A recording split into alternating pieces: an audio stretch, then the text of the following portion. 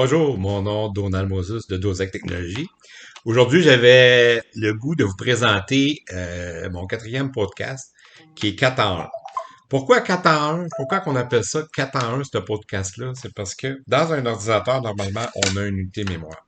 Cette unité mémoire-là, qui souvent c'est un SSD, au lieu des anciens HDD, les gros disques. Pourquoi SSD? Parce qu'ils sont beaucoup plus rapides. Le monde le sait, ça c'est rendu populaire, tout le monde sait ça. C'est rendu très rapide, ça consomme peu d'énergie.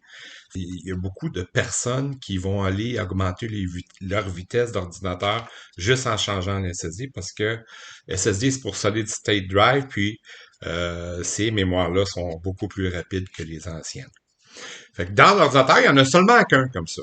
Puis la grosse mode aujourd'hui, c'est les gens ils installent Windows 10. OK? Avec un seul disque, on peut prendre un virus ou le disque peut briser quand même si ça arrive pas souvent.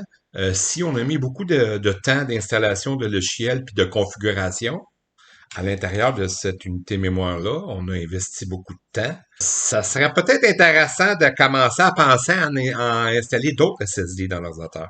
Puis comment qu'on fait ça? Ben, avec un multibooter. Avec un multibooter, on peut en mettre jusqu'à 4. Fait que dans le fond, l'ordinateur, quand que je dis 4 en 1, c'est que l'ordinateur, vous avez acheté avec une bonne carte graphique, beaucoup de mémoire RAM, puis un bon processeur, ça a coûté cher. Vous avez seulement qu'un disque dedans, mais en rajoutant 3 autres disques dans le même ordinateur, on rajoute 3 autres disques mémoire, OK? Ça devient un 4 en 1, OK? Parce que qu'est-ce qu'on peut faire, c'est que le disque principal, on peut le cloner. Lui, on le clone. OK, ça c'est... Si jamais je prends un virus ou si jamais je brise quelque chose, je retombe sur mes pattes parce que j'en ai un identique. Qu'est-ce que je fais avec les 2 autres? J'en ai 4. Je peux faire ce que je veux parce que justement, ça va vous donner des idées. Ça va vous donner des idées, des nouvelles façons comment utiliser l'ordinateur. OK? Parce que vous pouvez, par exemple, explorer un nouveau système d'exploitation. OK? Vous pouvez, par exemple, utiliser des nouveaux logiciels que vous n'aurez jamais osé utiliser, OK, dans votre ordinateur. OK?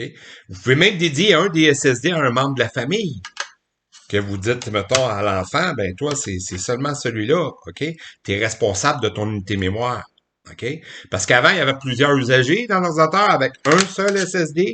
Fait que l'enfant ou la personne, l'usager qui prenait un virus ou qui allait jouer dans la configuration, il pouvait tout saboter l'ordinateur au complet. Ben aujourd'hui, avec le 4 en 1 du Multiboot 1, c'est très facile de ne plus avoir de problème avec ça. Tout ce qu'on a à faire, c'est de connecter les câbles d'un multibooter. Comme celui-là, c'est un multibooter qui s'installe dans un port 5 pouces, les B 5 pouces frontales, OK, ou ce qu'on mettait anciennement les CD et ces choses-là. Donc, on connecte nos 4 SSD, puis c'est très facile, c'est aussitôt qu'on veut démarrer, on fait la sélection ici de 1 à 4. À l'instant où on démarre, qu'est-ce qui se passe? Ben, le multibooter, il lance le bon SSD. OK? Il lance le bon SSD.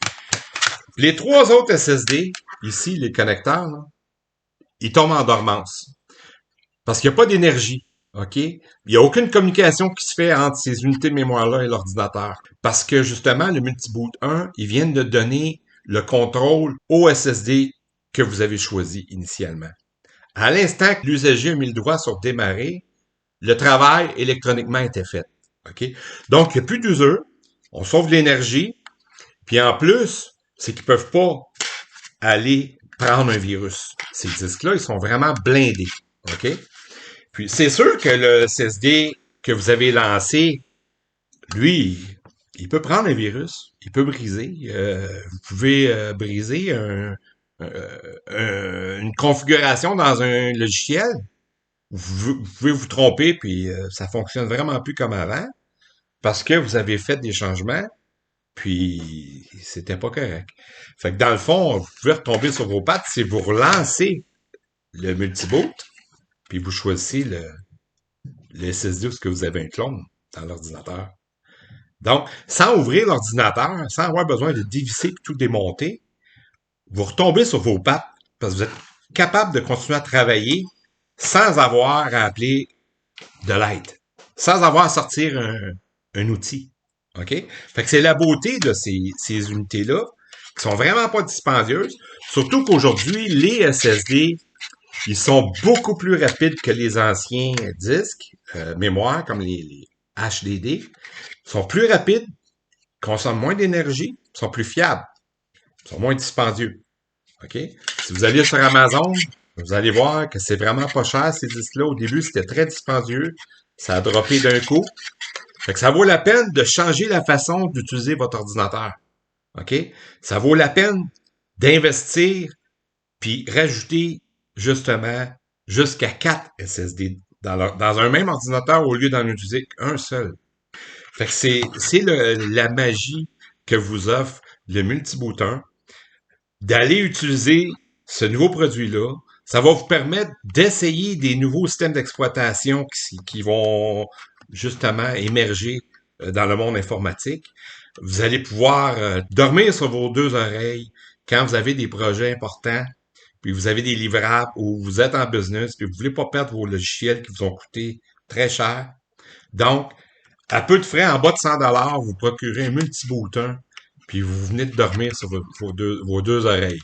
Fait que c'est ce qui termine mon podcast d'aujourd'hui. J'espère que vous avez aimé et que vous avez compris un petit peu mieux le 4 en 1 qu'offre le multibooter. Merci beaucoup. Bonne journée.